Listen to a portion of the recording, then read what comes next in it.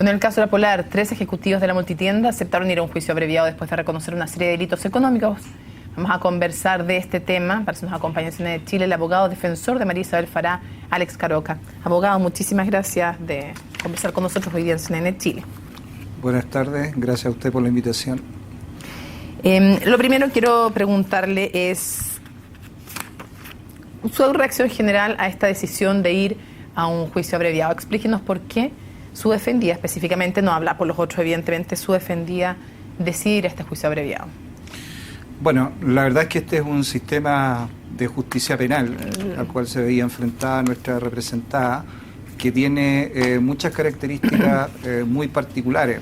Una de ellas es que las investigaciones conducen naturalmente a un juicio oral. En ese juicio oral se tienen que presentar todas las pruebas y conforme a eso se determina si la persona es culpable o inocente de las acusaciones. Lamentablemente, en casos tan complejos como este, y probablemente este sea el más complejo de los que ha enfrentado este sistema de justicia penal, donde habían decenas, centenas en realidad, miles de hojas, digamos, y de tomos de carpeta investigativa, iba a significar un juicio oral, por lo menos se calcula entre 8 meses a un año. En esas condiciones muy desgastantes para cualquier persona un juicio oral. Y en segundo lugar, nuestra representada en particular ya había cumplido prácticamente 4 años de arresto domiciliario nocturno, que se cuenta prácticamente, digamos, como privación de libertad, más un periodo en prisión preventiva. Por lo tanto, aun cuando lograra sentencia absolutoria, prácticamente ella ya había cumplido una sanción de privación de libertad, y desde ese punto de vista, con la anuencia nuestra, ella estimó que la manera de poner término a esta situación era justamente aceptando el procedimiento abreviado que se convino con el Ministerio Público. ¿Pero esta es una reacción de principios o de conveniencia? Lo que pasa es que este sistema de justicia penal, las personas tienen que entender, digamos, que contempla distintas posibilidades que yo denominaría de solución, de término. Yo entiendo, abogado, pero vamos a algo súper concreto. Yo entiendo todo lo que usted me ha explicado, por eso dejé que lo explicara en extenso el proceso. Pero la pregunta es, ¿ella se acoge porque esto es lo más conveniente o porque realmente reconoce su culpabilidad y su participación en los hechos?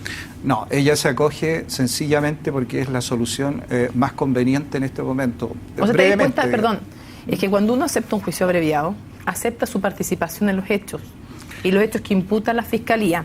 Y aquí a María Isabel Fará, ex gerente de administración, que termina con unas sanciones de las cuales vamos a hablar después, está aceptando su participación, los cargos en su contra y su participación por delitos contra la ley de mercado de valores, delitos de lavado de dinero y delitos a la ley general de bancos. Está aceptando los hechos y su participación en ellos. La verdad es que estrictamente desde un punto de vista jurídico no es así. Es decir, y yo creo que el tema del procedimiento abreviado es un tema bien candente porque hay, como sabemos, otros casos de connotación pública donde también se soluciona con un procedimiento abreviado. Todos los días hay muchos procedimientos abreviados. El procedimiento abreviado significa aceptar dos cosas. Uno, renunciar al derecho que tienen todas las personas a ir a un juicio oral. El juicio oral es la solución natural donde se determina culpabilidad o inocencia con todas las pruebas, pero eso tiene un costo muy grande, costo monetario. Ya entendimos eso. Para la muchos segunda casos. cosa que significa... Y significa una segunda cosa, que es aceptar ser enjuiciado de acuerdo a los antecedentes proporcionados por el Ministerio Público. O sea, teóricamente, no decimos que este es el caso, pero teóricamente una persona que va a procedimiento abreviado puede resultar absuelto o puede resultar con una pena menor a la que le imputa el Ministerio Abogado, Público. Cuando venga el juez y le pregunta, ¿usted acepta los hechos de la Fiscalía? ¿Qué va a decir ella? La verdad es que no es esa la pregunta que se le hace. La pregunta que se le hace es justamente es lo que yo señalaba. Renuncia al juicio oral.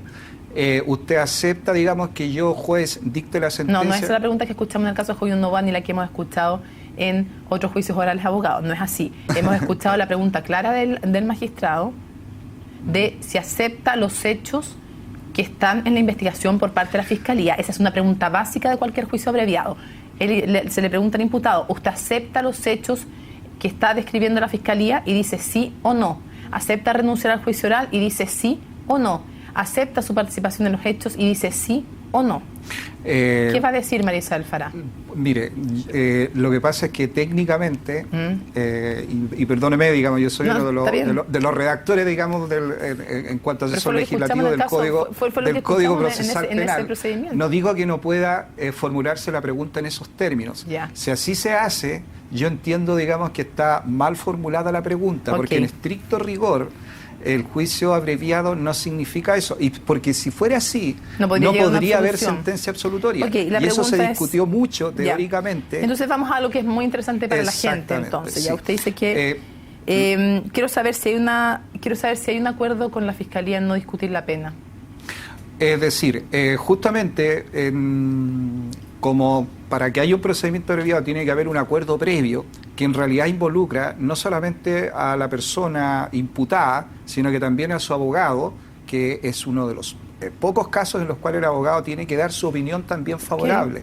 ¿Ya? ¿Van a discutir la pena, abogado? ¿Perdón? ¿Van a discutir la pena que consistiría en 20 TM, incautación de 228 millones y 5 años de libertad vigilada? Quiero saber si la van a discutir o no cuando lleguen al juicio abreviado. No, lo que pasa es que ya se hizo, ya se hizo hoy día discusión después que se declaró la culpabilidad, lo que es el veredicto propiamente tal, como se denomina, porque tampoco es una definición legal, digamos. Es decir, aquí ya el juez hoy, después de las preguntas que usted me señalaba, ya determinó que los tres personas que estaban compareciendo en ese momento y que aceptaron el procedimiento abreviado eran culpables. Ya eso ya está definido. Iba a ese paso. Pero eso es una decisión del juez, no es una decisión de la persona declararse el juez ha dicho, culpable. Está bien, pero el juez ha dicho que son culpables en un procedimiento que ha sido aceptado por María Isabel Farah.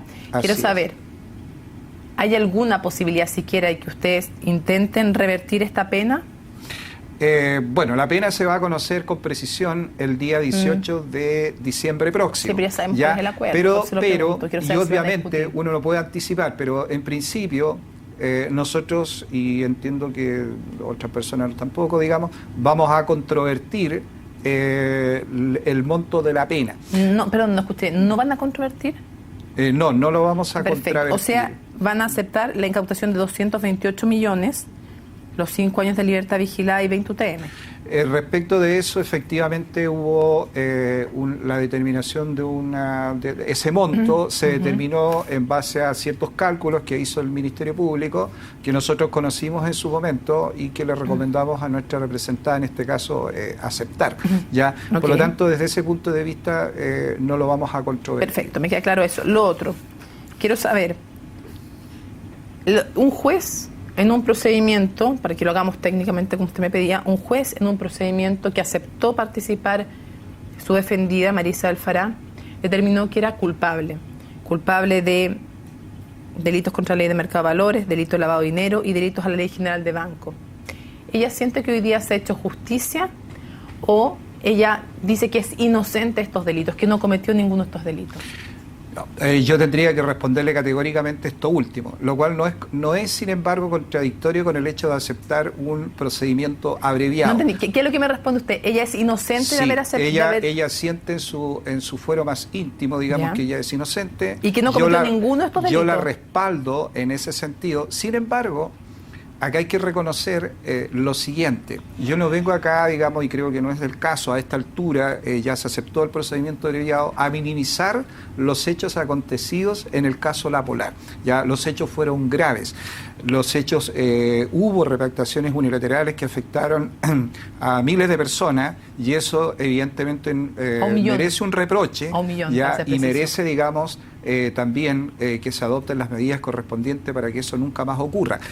Dicho eso, sin embargo, las responsabilidades penales son individuales y ahí es donde nos encontramos con el problema de qué le correspondió hacer a cada cual. Y en el caso concreto de la señora Farah, y lo digo, digamos, con la convicción más profunda, nosotros tenemos muchos antecedentes que dieron cuenta de que ella no tuvo conocimiento en el momento en que se produjeron esas repactaciones y que por el absolutamente nada, abogado. De absolutamente nada de lo que es el núcleo de la imputación, lo cual no significa, por favor, a pesar de que era la ex gerente de administración, ni más ni menos. Lo cual precisamente porque no tenía injerencia en lo que era los productos financieros, lo cual no significa y eso sí lo hemos conversado profundamente con la señora María Isabel, que ella no esté consciente de que no hizo un ejercicio adecuado de sus funciones porque debió advertir esa situación y no lo hizo. Eso es lo que ella, en su fuero interno hasta el día de hoy, en este momento, ¿no es cierto?, se reprocha. Ya, pero ella entonces se declara inocente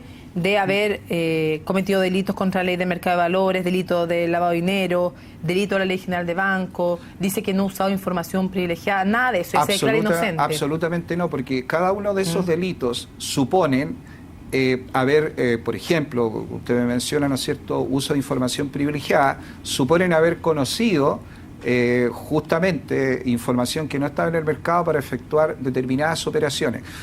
Yo le voy a decir lo siguiente, en el caso de ella, la imputación original era muy extensa y daba cuenta de un montón de operaciones financieras. La mayoría de esas operaciones se comprobó que se habían hecho en periodos en los cuales ella no tuvo ninguna injerencia para la realización, puesto que estaban predeterminados con anterioridad. De tal manera que solo se le terminó imputando 2 operaciones de venta de acciones, que en estricto rigor fueron de crías de acciones, como se denomina, digamos, y por eso ha sido responsable. Pero sin embargo, ¿cuánta plata ganó en esas operaciones? Abogado, ¿cuánta plata ganó en esas operaciones? ¿Perdón? ¿Cuánta plata ganó en esas operaciones? Bueno, esas operaciones que yo le estoy mencionando fueron en enero del año 2010, ya son las 2 operaciones cuestionadas, que le significan en definitiva la imputación penal. Ya. No recuerdo en este momento los montos exactos. ¿No se acuerda cuánto ganó aproximadamente? La verdad es que muy poco. Muy poco. ¿Me puede definir cuánto es muy poco para usted? Lo que pasa es lo siguiente, esas operaciones cuestionadas en el caso de la señora María Isabel Fará, ya que usted me lleva a eso, digamos, fueron para prepagar créditos que existían con un banco que le había sido otorgados para adquirir esas acciones. Por lo tanto, el beneficio efectivo fue bastante poco, ¿ya? Sin embargo, le vuelvo a reiterar, eso no significa... Pero se quedó con las acciones, así que imagino que siguió ganando. No, las vendió. O sea, la ganancia neta uso de información privilegiada significa en este caso, ¿no es cierto?, que compró o vendió, en este caso vendió acciones, se supone, teniendo información que el resto del mercado no tenía. Y eso es lo que nosotros decimos. Pero le estoy preguntando hace rato cuánto ganó en esa operación. Es que le vuelvo a repetir. No hubo ganancia en las operaciones puntuales por las cuales fue condenada. Ya, las ganancias que se le para reprochan... prepagar algo, entonces, ¿en cuánto vendió? ¿De qué monto estamos hablando? Si mal no recuerdo, eran operaciones alrededor de 200 millones de pesos, una cosa así, digamos. Eso no es sin poco, embargo, plata, eso no significa que no haya obtenido ingresos por la vía de acciones que le fueron entregadas, lo que se denomina, ¿no es cierto?, stop option o una bonos, ¿ya? Y el Ministerio Público, para ser bien preciso, hizo el cálculo de cuántos fueron los beneficios que obtuvo por ese concepto, cuántos fueron los beneficios que obtuvo por concepto de bonos, y eso es lo que le arrojó ese monto de 200 millones de pesos. Era justamente lo que le iba a mencionar. 228 millones de pesos es lo que se dice que ganó mal. Esos 228 millones de pesos y toda la plata que ella recibió mientras estuvo como gerenta de administración de la Polar, ¿ella siente que es plata bien ganada? Limpiamente ganada. En este caso categóricamente sí, porque yo le digo que quiero hacer y es necesario hacer aquí una reflexión general. El caso de la Polar, yo vuelvo a reiterar, no estamos nosotros defendiendo de que las cosas se hayan hecho bien. Lo que estamos defendiendo, ¿no es cierto?, es la responsabilidad individual de una persona, y por otro lado, lo que nosotros también estamos obligados a reconocer a estas alturas es que hubo un montón de instituciones que funcionaron mal. Es decir, aquí no hubo los controles internos adecuados por parte del directorio, por la misma estructura que tenía la Polar. Por ejemplo, nosotros decimos que el gran responsable de esto fue el gerente corporativo de productos financieros, también condenado el día de hoy, quien tenía a su cargo tanto otorgar los créditos cuanto cobrarlos. Eso es una muy mala decisión en cualquier organización de este orden. Eso obviamente tuvo mucho que ver con la con nombre y producción de estos apellido. resultados. ¿Quiénes son los responsables para María Isabel Farah lo que ocurrió en la Polar? Con nombre y Bueno, apellido. hay responsables, ¿no es cierto?, que se ubican justamente en el área de productos financieros, ya responsables directos, responsables que incluso en su momento reconocieron, algunos de ellos fueron condenados, otros no, que dijeron, ¿no es cierto?, hay grabaciones incluso en ese sentido, donde dicen, nosotros llevamos a cabo las repactaciones unilaterales, pero ¿cuál es la lección que hay que sacar de Julián Moreno este es para fraude? María Isabel Farah, se lo pregunto directamente, el gran responsable que ocurrió en la Polar. Nosotros lo hemos dicho desde ¿Sí? el principio, ¿La efectivamente, sí, o sea, Ya. categóricamente. Pero yo no quiero quedarme en eso porque pienso que... abogado, le pido que me responda lo que Sí. estoy preguntando, más allá que usted no quiera quedarse en eso. Para María Isabel Farah, ¿Julián Moreno es el único responsable de lo que pasó en la Polar? No el único, pero evidentemente tiene la responsabilidad directa. Lo que pasa es que hubo muchos subalternos de esa gerencia corporativa que se denominaba precisamente de productos financieros, que llevaron a cabo materialmente estas repactaciones laterales, que la escondieron al resto de la compañía. Hay muchas ¿Ella se declaraciones siente en ese engañada sentido. por Julián Moreno? Absolutamente, eso sí, nosotros lo hemos dicho, pero yo les vuelvo a reiterar, esta defraudación no tuvo el origen, y yo también en ese sentido se podrá quizás discutir, digamos, en nuestra instancia, pero yo pienso que no se puede dejar de decir, fue una defraudación, porque yo acepto llamarlo así a esta altura, ¿ya? Que tuvo su origen de una manera muy pequeña, muy inadvertida, justamente para facilitar la cobranza, ¿no es cierto?, de los créditos que se daban al interior de esta institución. Abogado, Este no fue un fraude Farah, planeado entre gerentes que se reunieron. Según usted. Tuvo un origen abajo Según usted. y se difundió y se originó un monto tan sideral que nadie lo supo calcular en su momento. Eso evidentemente da por su cuenta de fallo del ingenuidad, gobierno como usted dice, corporativo. usted ha dicho que el único cargo que ella se hace a sí misma en el fondo es no haber ejercido bien su responsabilidad o no haber investigado más. Por eso al menos, ella ha pensado en pedir disculpas públicas al millón de chilenos que sufrieron la repactación unilateral de los créditos y que en muchos casos perdieron lo que habían comprado y en otros perdieron muchos bienes más tratando de pagar intereses que no se le deberían haber cobrado y que superaban en varias veces, en algunos casos, el monto original de lo que tienen que pagar. María Isabel Farah, ¿ha pensado en pedir disculpas públicas? La verdad es que así, en ese tono, nosotros no lo hemos conversado, pero no me cabe duda de que, por supuesto, que lo haría. No, eso no tengo duda, digamos, estoy a lo mejor asumiendo algo que no hemos conversado derechamente, pero a lo que yo voy ¿Pero qué está es a lo esperando que siguiente. no lo ha hecho? Porque hay 1 millón de chilenos que fueron estafados por la Polar. Y ella era ni más ni menos que la exgerenta de administración. Es que ella dice que engañada a su vez por el señor Julián Moreno. Pero también reconoce que no ejerció su cargo como debiera. Entonces yo le sigo preguntando por qué todavía no pide disculpas Pero ella, públicas. a ver, yo lo que le digo, digamos, al revés, ella sufrió un castigo enorme, es decir, ha estado privada de libertad. Ella perdió su trabajo por ser una persona muy conocida en su área. Ella no puede volver a encontrar trabajo nunca más en aquello para lo cual se preparó durante muchos años. Ella es una persona extraordinariamente inteligente en algunas áreas, ¿no es cierto?, financieras, matemáticas, y no va a poder volver a ejercer nunca más en esas materias, porque precisamente por ser una persona conocida, nadie le va a volver a dar trabajo en su rubro.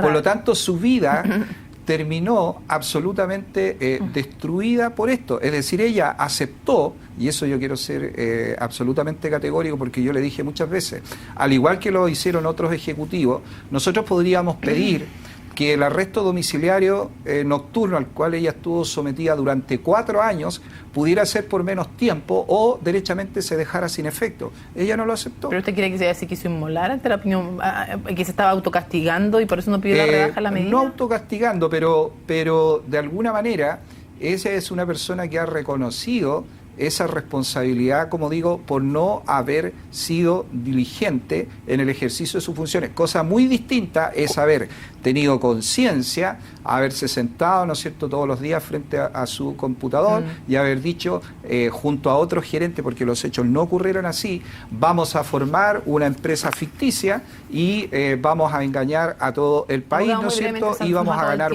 mucho dinero. Se nos acabó el tiempo. ¿Cuál era el sueldo de María Isabel Farah? La remuneración de ella, bueno, era aproximadamente 15 millones de pesos. Y fíjese usted ¿Durante que cuántos era años, perdón? 15 millones de pesos durante cuántos años. la responsabilidad a 15 millones de pesos. Pero ¿Cuántos años, fíjese abogado? usted que era 28% más baja que el resto de los ejecutivos hombres de la misma compañía, Bueno, y eso lo descubrimos con posterioridad. Bueno, abogado, más allá de la brecha salarial de género que existe en nuestro país. 15 millones de pesos durante cuántos años. Durante muchos años, y bien ganado que estuvo ese dinero, porque más los bonos, ¿no? eso fue lo que le permitió, ¿no es cierto?, desarrollar en gran medida, Abogado, entregar trabajo a muchas personas. ¿Por cuántos años, además? O sea, perdón, ella desempeñó ese cargo aproximadamente durante 10 años. Ya. Y fue extraordinario su desempeño, ¿Y bonos, digamos, por desde el cuánto punto de recibió? vista profesional. ¿Perdón? ¿Bonos por cuánto recibió durante todo ese periodo? Bueno, recibió bonos de acuerdo a una institución externa. Esos bonos no los calculaba, digamos, alguien al interior de la Polar, no lo calculaba el directorio. El monto preciso no lo tengo, pero le vuelvo a reiterar, guarda relación precisamente las ganancias que el propio Ministerio Público estimó que pudieron haber sido mala vía, guarda relación precisamente con los montos que hoy día fueron objeto de comiso. Para cerrar, pues ya se nos acabó el tiempo. En una frase, la sentencia culpable en contra de María Isabel Farah, decretada hoy día por delitos contra la ley de mercado de valores, delitos de lavado de dinero y delitos a la ley general de banco, ¿es una injusticia?